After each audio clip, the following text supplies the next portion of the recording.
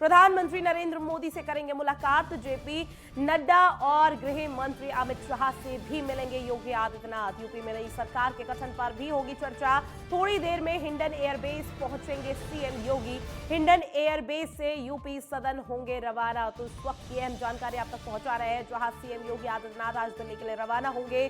प्रधानमंत्री नरेंद्र मोदी और बीजेपी के राष्ट्रीय अध्यक्ष जेपी नड्डा से भी मुलाकात आज की जाएगी। ऐसे में केंद्रीय गृह मंत्री अमित शाह से भी मुलाकात की जाएगी। जब आज दिल्ली पहुंचेंगे तो इस दौरान जो भव्य और ऐतिहासिक जीत उत्तर प्रदेश में बीजेपी की हुई है, उसको लेकर विचार मंथन यहां पर किया जाएगा।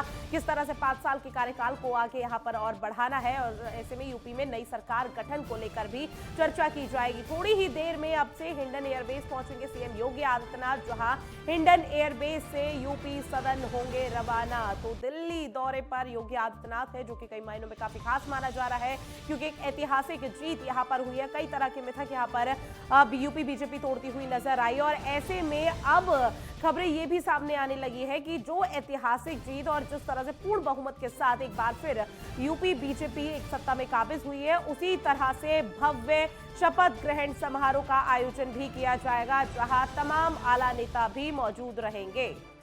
एक अहम जानकारी से आपको रूबरू करा रहे हैं, जहां सीएम योगी आदित्यनाथ अब दिल्ली दौरे पर है, और ऐसे में प्रधानमंत्री नरेंद्र मोदी और जो भी वहां पर आला नेता हैं उनसे मुलाकात यहां पर की जाएगी। विचार मंथन किया जाएगा, क्योंकि 5 साल का जो आने वाला आगे का कार्यकाल है वो बेहद चुनौतीपूर्ण है, और उसको लेकर यहां पर चर्चा की जाएगी।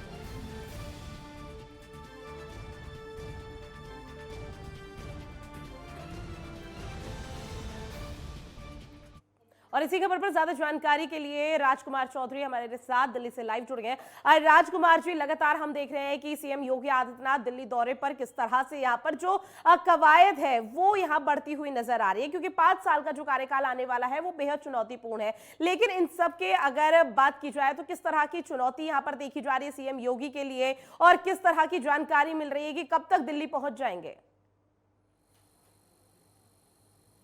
बिल्कुल ऋतु, निश्चित तौर पर क्योंकि मुख्यमंत्री योगी आदित्यनाथ अपने कुछ सहयोगियों के साथ आज दिल्ली आ रहे हैं। दिल्ली में प्रधानमंत्री और गृह मंत्री के अलावा पार्टी के राष्ट्रीय अध्यक्ष और प्रभारी जो हैं और राष्ट्रीय महासचिव BL संतोष, उनके साथ उनकी एक बहुत महत्वपूर्ण बैठक होने का कार्यक्रम तय है, और लखनऊ से उनके चलने की सूचना मिली है, और वो सीधा गाजियाबाद के हिंडन एयरपोर्ट पर पहुंचेंगे, और एयरपोर्ट से सड़क के मार्ग के द्वारा इसी यूपी सदन में पहुंचेंगे। यूपी सदन पे मैं मौके पर मौजूद हूं, और यहाँ पर जो कुछ लोहिया वाहिनी हिंदू युवा वाहिनी की यदि बात की जाए तो हिंदू वाहिनी ये संगठन हुआ करता था योगी आदित्यनाथ जी का, और इसी के जरिए उन्होंने कहीं ना कहीं अपने जो राजनीतिक कैरियर है उसकी शायद शुरुआत की, और उसके बाद भारतीय जनता पार्टी के मेंबर ऑफ पार्लियामेंट बने।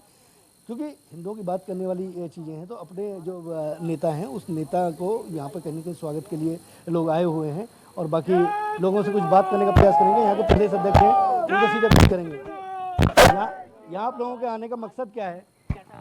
देखिए, हमारे महाराज जी का पदार्पण हो रहा है दिल्ली में आज, और हिंदू युवा वाहिनी के कार्यकर्ता होने के नाते, क्विक सोल्जर होने के नाते हम लोग उनके स्वागत के लिए, उनको देखने के लिए, उनको सुनने के लिए, उनको आचरण को जानने के लिए हम लोग सब यहाँ पे कार्यकर्ता पहुँचे हुए हैं। हम सब कार्यकर्ता पहुँचे हुए हैं, और एक सप्रेम भेंट हमारे परम पूज्य महंत श्री योगी आदित्यनाथ जी को देने के लिए आए हुए हैं।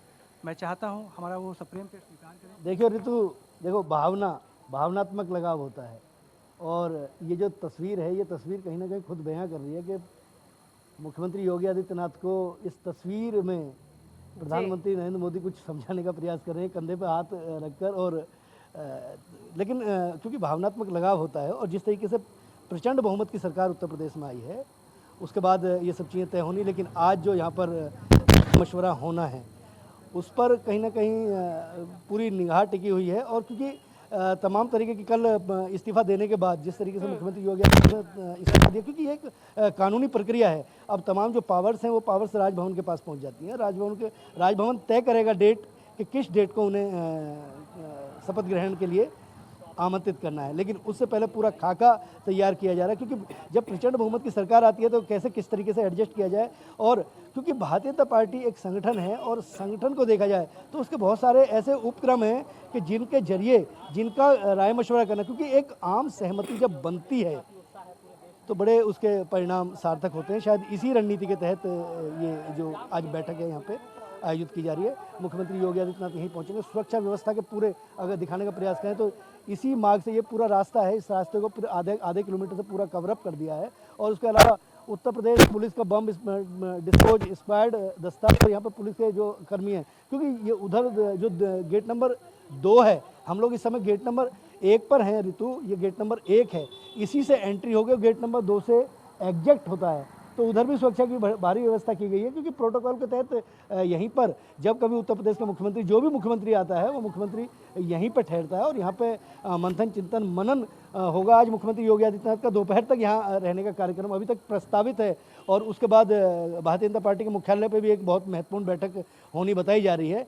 अब यहाँ कब तक वो पहुँचते हैं ये देखना दिलचस्प होगा, लेकिन अभी तक जो सूचना मिली है वो गाजियाबाद के हिंडन एयरपोर्ट से मूव कर चुके हैं। बिल्कुल, लेकिन इस बीच किस तरह की जानकारी मिल रही है कि अब जो बैठक यहाँ पर होगी, जहाँ प्रधानमंत्री नरेंद्र मोदी मौजूद रहेंगे, केंद्रीय गृह मंत्री मौजूद रहेंगे, बीजेपी के राष्ट्रीय अध्यक्ष जेपी नड्डा से भी वो मुलाकात करेंगे, तो शपथ ग्रहण समारोह के अलावा और क्या कोई महत्वपूर्ण मुद्दे हैं जिन पर चर्चा हो सकती है? ऋतु, ये बैठक यहाँ नहीं होगी। यहाँ मुख्यमंत्री योगी आदित्यनाथ अपने उत्तर प्रदेश के जो सहयोगी हैं उनमें कौन उनके साथ आते हैं, लेकिन अभी तक प्रस्तावित जो जानकारी मिल रही है छन के, वो प्रदेश अध्यक्ष स्वतंत्र देव सिंह, उसके अलावा प्रदेश महासचिव सुनील बंसल और BL संतोष, क्योंकि इसके बाद जो मीटिंग होनी है, जो मीटिंग की बात की जा रही है वो भारतीय जनता पार्टी का जो मुख्यालय है दीनदयाल मार्ग पर दिल्ली में ही, उस पर दोपहर बाद कार्यक्रम प्रस्तावित है।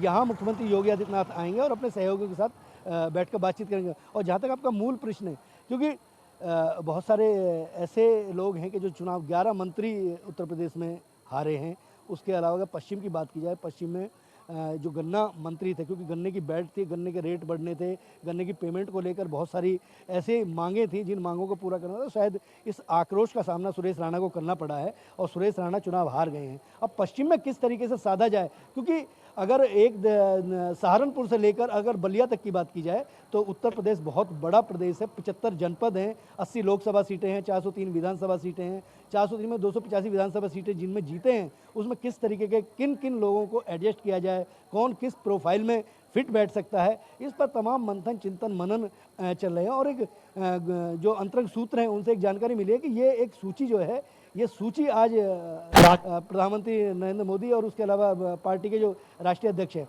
उनको सौंपी जाएगी। और एक प्रक्रिया और बता दूं मैं, उसके बाद एक विधायकों की एक बैठक होगी, उस बैठक में एक नेता चुना जाएगा। नेता चुना जाना बहुत जरूरी होता है। अब उसके बाद ही मुख्यमंत्री को शपथ के लिए आमंत्रित किया जाता है और राजभवन जाकर, लेकिन राजकुमार जी, इस बीच में यहाँ पर किस तरह से गहन चिंतन मंथन किया जाएगा, क्योंकि मंत्रिमंडल में इस बार सिर्फ बीजेपी के ही तमाम नेता मंत्री मौजूद नहीं होंगे। जो यहाँ पर गठबंधन की पार्टी है, निषाद पार्टी, संजय निषाद भी कई तरह के हुंकार भरते हुए नजर आ रहे हैं कि बीजेपी हमेशा तन मन के साथ आगे बढ़ाती है और मौका बहुत ज्यादा देती है। तो ऐसे में क्या उस पार्टी से भी यहाँ पर कुछ लोगों को मंत्रिमंडल में शामिल किया जा सकता है?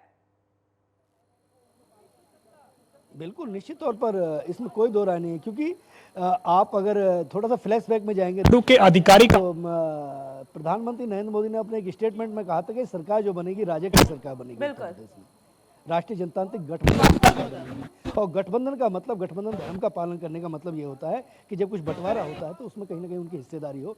तो चीज़ें किस तरीके से कैसे मुकर्रर की जाए, उनको कैसे अमली जामा पहनाया जाए, इसको लेकर बहुत अहम सवाल अभी में कौंध रहे हैं। लेकिन सारे नेता आपस में मुख्यमंत्री पहली बार धैर्य रखने की चर्चित करने के बाद दोबारा सदन पे आ रहे हैं, तो एक ग्रैंड वेलकम इनकी गेट को सजाया गया है। और बिल्कुल, अब आगे किस तरह से तस्वीरें सामने आएगी वो देखना महत्वपूर्ण होगा, क्योंकि भगवा में यहाँ पर पूरा उत्तर प्रदेश फिलहाल नजर